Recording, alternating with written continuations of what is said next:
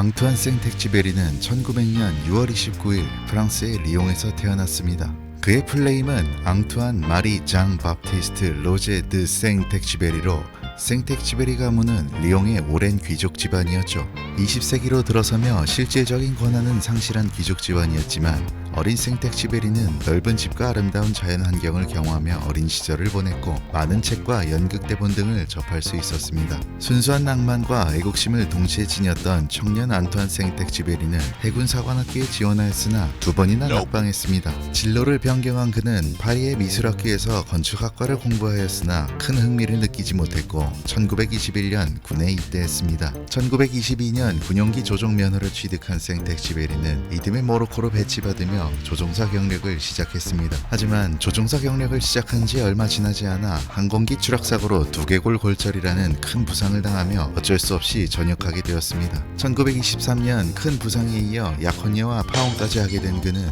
자동차 판매점에서 일하게 되었으나 큰 실적을 내지 못하고 약 1년 반 만에 퇴사했습니다. 정신적으로 힘들었던 이 시기부터 그는 집필을 시작하여 1926년 자신의 첫 작품 비행사를 발표하였습니다. 그리고 항공사에 취직하여 모로코와 세네갈을 오가는 항공무편 조종사로 근무하게 되었는데요. 비행 기술력이 발달하지 않았던 당시엔 위험했던 야간 비행을 소화했고 더 나아가 비행사 구조 업무까지 수행하며 훌륭한 조종사로 거듭났습니다. 비행과 더불어 집필도 멈추지 않은 그는 1927년 미지의 아름다움을 탐구하는 한 조종사의 내면을 그린 첫 장편소설 남방우편기를 썼고 1931년에는 자신의 임무에 충실하기 위해 최후의 순간까지 사투를 벌이는 비행사의 모습을 다룬 야간 비행을 발표하며 호평을 받았습니다. 1930년대에는 아직 대륙간 항로가 현재처럼 완전히 확립되지 않은 시기였는데요. 때문에 비행기 회사에서는 비행거리 단축을 위해 보상금을 걸고 비행을 시키기도 했습니다. 1935년 비행시간 단축을 위해 프랑스 파리를 출발해 베트남 사이공으로 향하던 생텍쥐베리는 이륙 4시간 만에 기체 결함으로 리비아 사막에 추락했습니다. 그는 온갖 악조건을 뚫고 5일 만에 구조가 되었는데 이때의 경험은 그 유명한 어린 왕자의 모티브가 되었습니다. 1939년 2차 세계대전이 발발하며 공군 대위로 다시 프랑스군에 입대한 생텍쥐베리. 정찰기 조종사로 활약한 그는 1940년 5월 독일군의 대공화기에 비격당해 또 한 번 추락사고를 겪게 됩니다. 이후 프랑스가 나치에 함락되며 1940년 12월 미국 뉴욕으로 망명을 떠나야 했습니다. 망명 생활 동안 그는 주로 집필 활동에 집중했는데요. 전쟁이라는 극한의 상황에서 조종사로서의 경험을 녹여낸 전시조종사를 썼고 1943년 4월에는 훗날 전 세계적으로 베스트셀러가 된 어린 왕자를 발표했습니다. 하지만 생텍쥐베리는 당시 나치와 한통속이었던 프랑스의 비시 정권에 협력한다는 오해를 받고 있었는데요. 이러한 오명을 벗기 위해 어린 왕자 발표 직후 다시 프랑스 공군으로 입대했고 이전처럼 정찰 업무를 맡게 되었습니다. 그렇게 프랑스를 위해 자신의 위치에서 최선을 다하던 그는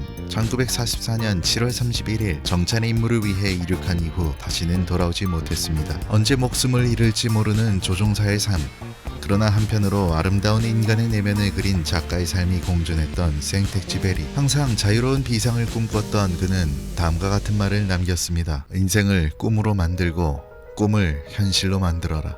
오랜 시간 정확한 사인이 밝혀지지 않았지만 1998년 마르세유 남동부에서 한 어부가 그의 이름이 새겨진 팔찌를 발견했고 이후 정찰기 감식 과정에서 엔진에 피탄 자국이 발견되며 격추에 의한 추락이 그의 사인으로 거의 확실시되었습니다. 프랑스에서는 국가를 위해 목숨을 바친 생텍쥐베리를 기억하기 위해 리옹 국제공항을 생텍쥐베리 공항으로 명명하였고 유로화 사용 이전 프랑스 프랑을 사용할 당시 50프랑 화폐에 생텍쥐베리를 그려넣기도 했습니다. 만 43살의 젊은 나이에 안타깝게 전장에서 생을 마감한 앙투안 생텍쥐베리. 그가 세상을 떠난 뒤 대표작 어린 왕자는 전 세계적으로 2억 부가 넘게 팔리며 이제는 프랑스뿐 아니라 지구상에 가장 큰 영향을 미치는 작가로 남게 되었습니다.